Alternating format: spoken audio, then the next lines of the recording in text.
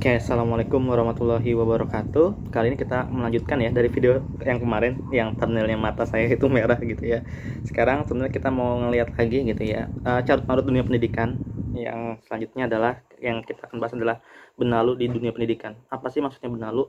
Kalau kita lihat akhir-akhir ini ya, pengangkatan guru honorer, saya mendapatkan kabar dari ibu saya gitu ya, dan teman ibu saya tentu saja.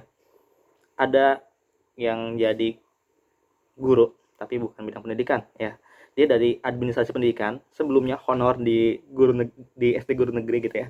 Tapi saya aneh gitu ya, kenapa kok dia bisa diterima jadi guru padahal secara sarjananya itu adalah administrasi pendidikan gitu ya. Tetapi ada pengangkatan ya, karena udah lama gitu tiba-tiba jadi guru BK di SMP ibu saya. Loh, itu mind blowing banget gitu ya, kok bisa pengangkatan yang bukan jurusannya malah di bidang lain gitu ya. Itu sangat mind blowing. Dan ada kabar lagi ya dari teman ibu saya gitu ya, di SMP lain gitu ya, jurusan akuntansi jadi guru BK. Buar.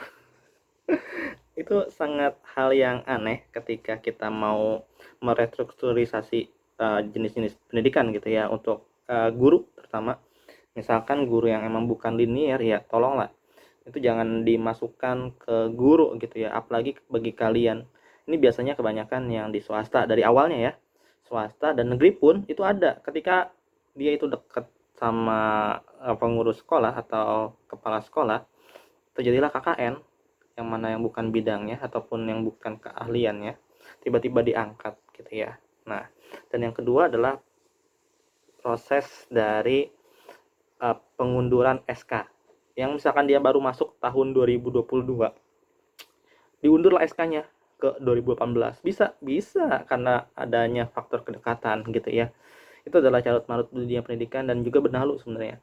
Dan terlebih lagi kalau kita lihat ya dari struktur pengawas gitu ya, misalkan pengawas nih tiba-tiba ada yang gelarnya SPD MM. Waduh, itu mind blowing banget, yang kenapa kok bisa yang bukan bidang pendidikan tuh bisa mendapatkan gelar dan dihitung sebagai studi gitu ya, padahal yang bukan linear juga gitu.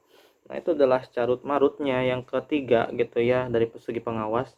Dan kalau kita lihat lagi gitu ya, tidak ada profesionalnya untuk perekrutan honorer gitu di sekolah maupun di swasta juga gitu ya. Asal dapat guru yang penting ada belajar gitu ya, seperti itu.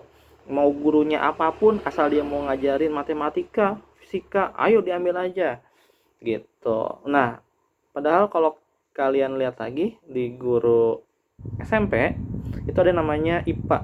IPA itu kan berarti biologi sama fisika. Nggak bisa nih guru yang IPA ini yang dari biologi gitu ya tiba-tiba ke SMP.